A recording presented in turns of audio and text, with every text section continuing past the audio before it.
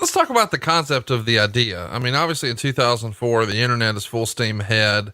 Most everyone in America at that point probably had access to internet. But that wasn't always the case. WCW used to do this on their Saturday night show. This is probably pre-internet. They've got bad guys in one dressing room, good guys in the other. Fans were encouraged to call into their hotline and vote on the match to see the match they'd like to see that night. That, of course, all the work, correct? Yeah. Yeah. It's an interesting idea, but it just feels like every time they've tried this, there's been some sort of workaround for it.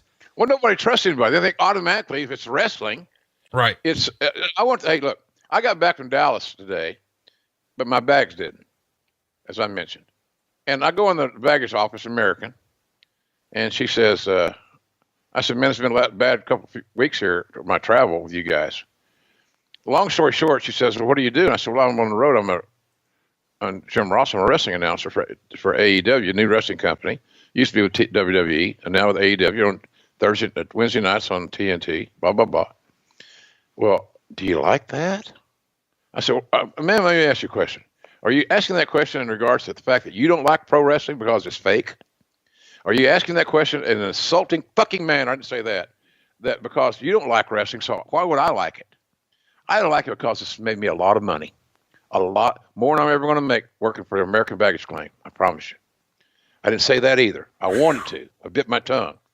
But we still battle the fat shaming of being a pro wrestling fan. Do you like that? I said, honey, you know that John Wayne really wasn't a cowboy?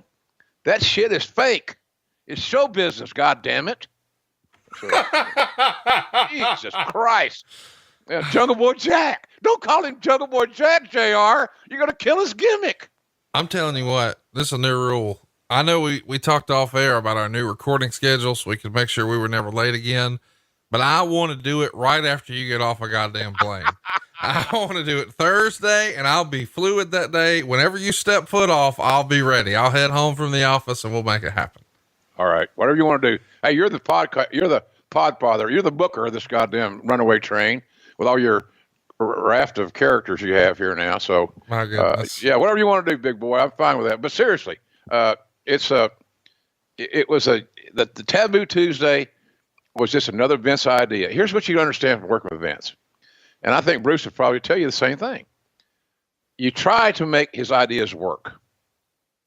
You try to protect him socially, business-wise, and all fronts, protect Vince. And I did that for years, and Bruce has done it for years, and now Bruce is back doing it. But that's fine. It's not a bad gig, but again, rent or lease.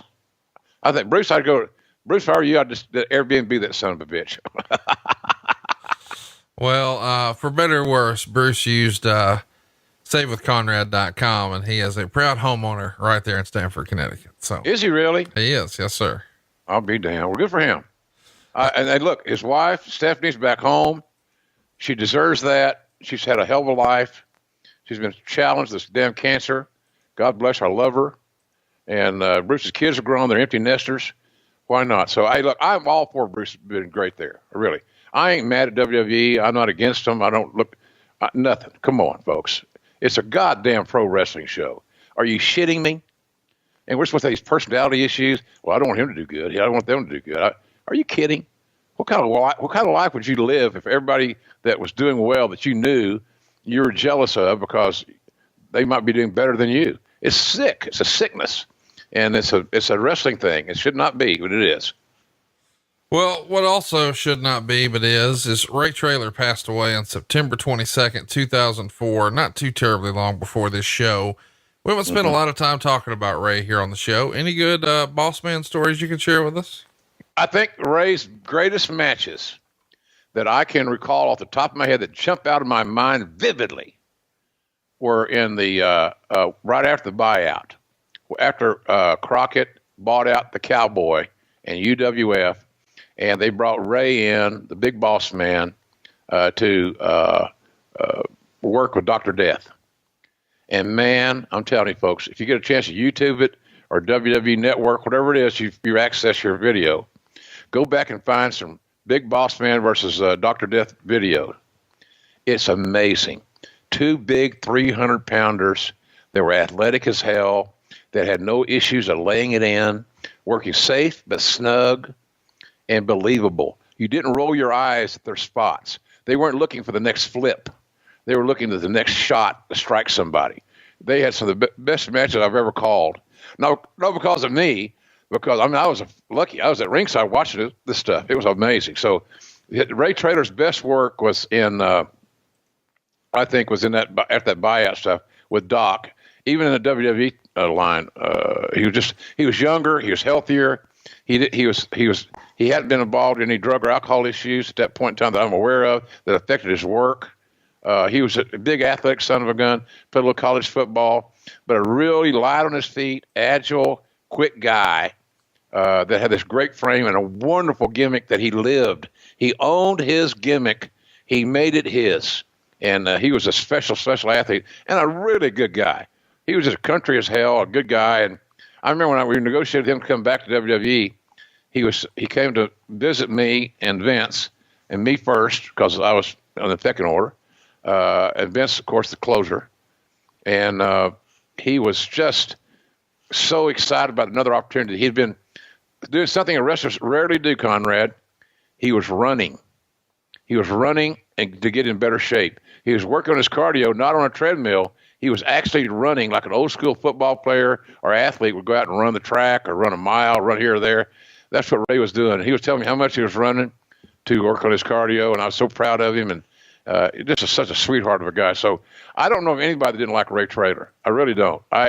You're a better booker and a better manager of talent if you could acquire more Ray Traylors for your locker room. And I'm not talking about some of his issues he had. Those are demons. Those are bad things. But the guy in the locker room that was straight and clear-headed and talented, you love that guy. And I love Ray Traylor. Let's talk about somebody else who had a big upside. October 7th on SmackDown, we see the debut of Carlito Caribbean Cool. And in his debut match, he beats John Cena to become the United States champion. Of course, they're doing this because Cena was taking time off to film a movie. But this is a hell of a way to debut a guy. And, lots of opinions about Carlito. Mm-hmm. Would you consider his run to be a disappointment given the way it started? Yes. You come in and beat your top guy night one, right? Yeah. Cena goes down, does the honors, shows you what kind of guy John Cena is, and confident in his abilities, unselfish, and not afraid to change and do something different. That's John Cena. That's the John Cena I hired, and he's still the same guy.